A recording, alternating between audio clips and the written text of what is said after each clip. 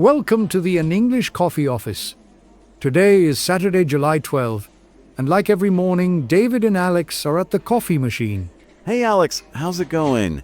Grabbed your coffee yet or still debating the fancy options? Hey David, I'm doing all right, thanks. Just sticking with my usual black coffee. Keeps life simple. Fair play. I'm treating myself to a caramel latte today. Needed a little sugar rush after that early sales call. Already a tough one? What went down? Oh, just a client nitpicking over pricing again. But let's not dwell on that. Got anything interesting to chat about? Always. What's on your mind this morning? Well, I was scrolling through CNN before coming in, and there's this huge story about the EU pumping billions into green energy. Like they're going all in on renewables to hit some big 2050 target. Yeah, I caught that too. It's part of their net zero plan, focusing on solar, wind, and grid upgrades across the continent. Exactly. I mean, props to them for saving the planet and all. But I'm just wondering how it's going to mess with costs for our European suppliers. That's a valid concern. Short term, it might push prices up with all the infrastructure investment. But long term, stable energy could balance things out. Maybe, but I'm not betting on cheaper bills anytime soon. Got to figure out how to spin this to clients without sounding like I'm griping. Good luck with that pitch. It's a bold move for the EU, though. Sustainability is becoming non-negotiable in every sector. No doubt, they're definitely thinking ahead. Makes me wonder if we'll see more green mandates popping up in our contracts soon. Quite possible. Companies might start getting rated on their carbon footprint, and that could shift how we negotiate deals. Oh, more hoops to jump through. But hey, if it means we're not choking on smog, I guess I can't complain too much. True, it's a trade-off. We'll just have to adapt as the policies roll out over the next few years. Yeah, adapt or get left behind, right? Speaking of big changes, did you see that tech piece on the Wall Street Journal about new AI regulations in the US? I did actually. They're drafting rules to tighten up on AI, especially around data privacy and ethical use. Man, it's about time. I love how AI crunches my sales data, but it's kind of freaky how much these systems know about every move we make. It's definitely a double-edged sword. If they strike the right balance, these rules could boost trust in tech, but overdo it, and innovation might take a hit. Yeah, I just hope it doesn't screw up the tools we rely on for customer insights. Those dashboards save me hours of grunt work every week. I hear you, but from a project management side, I'm more concerned about compliance timelines. If companies have to overhaul systems, it could delay our rollouts. Don't even get me started on compliance headaches. Last time we had a policy update, I spent half a day just filling out forms. Tell me about it.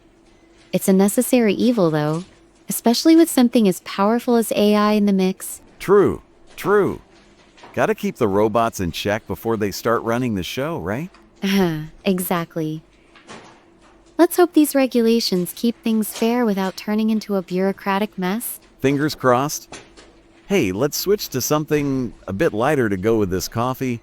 Got anything fun on your radar? I'm up for that. What else did you come across? All right, this one's a good vibe. I was reading on CNN about this massive music festival in the UK that just smashed attendance records. Like, over 200,000 people showed up this week. That's incredible. Was it something like Glastonbury or a different event pulling in those kinds of numbers? Yeah, it's in that same vein. A huge multi-genre fest with some killer headliners. Apparently they had crowds bigger than ever this year. Wow. 200,000 people in one spot for music and culture? That's a powerful thing. Reminds me of how festivals used to feel like a real escape back in the day. Totally. It's all about the energy, isn't it? Though I bet half those folks were just there snapping pics for the gram instead of soaking it in. Probably a good chunk of them. Still, it's amazing to see something bring so many people together. Feels rare these days. For real. It's like a mini city popping up for a few days. Makes me want to book a ticket just to say I partied with 200,000 strangers. I'd be tempted too, though I'd probably just hang back and enjoy the music. Have you ever been to a festival that big? Nah, closest I got was a local gig with maybe a couple thousand people. But man, imagine pitching a client in the middle of a festival crowd, deal closed over a pint. Only you would turn a concert into a sales meeting. I'd rather just lose myself in the tunes without thinking about work for once. Hey, fair enough. I'd probably scare them off with my terrible dance moves anyway. Picture me flailing around to some indie band. Disaster! I'd pay to see that, honestly. But yeah, it's cool to hear about events like this. Makes the world feel a bit more connected. Definitely, we need more of that good stuff. Man, it's wild how much is happening out there. From green energy pushes to AI crackdowns to epic crowd records. It really is. Keeps us on our toes, doesn't it? With so many shifts happening at once. For sure. Never a dull moment in the news cycle. Gotta figure out how to weave some of this into my next client convo. Make me sound like I've got my finger on the pulse. Go for it. Just don't overplay the festival angle. They might think you're ditching sales for a DJ gig. Hey, don't tempt me with a career switch. I'd rock a turntable way better than a spreadsheet, let's be real. I'd believe it for about 5 minutes before you'd miss closing a deal. But seriously, these chats get my brain warmed up for the day. Same here, Alex. Way better than staring at emails first thing. Beats the usual office gossip by a mile. No argument there. It's a nice little break to talk about the bigger picture before diving into the grind.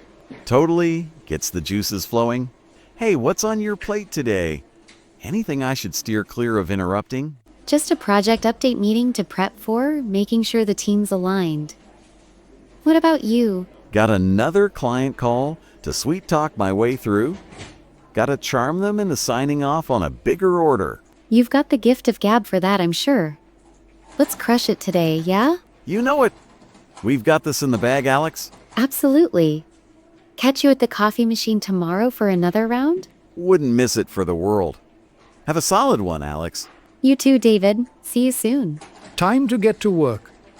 Don't forget to subscribe and practice your English every day. You'll see how it just keeps getting better and better. See you tomorrow. Hope you have a fantastic day.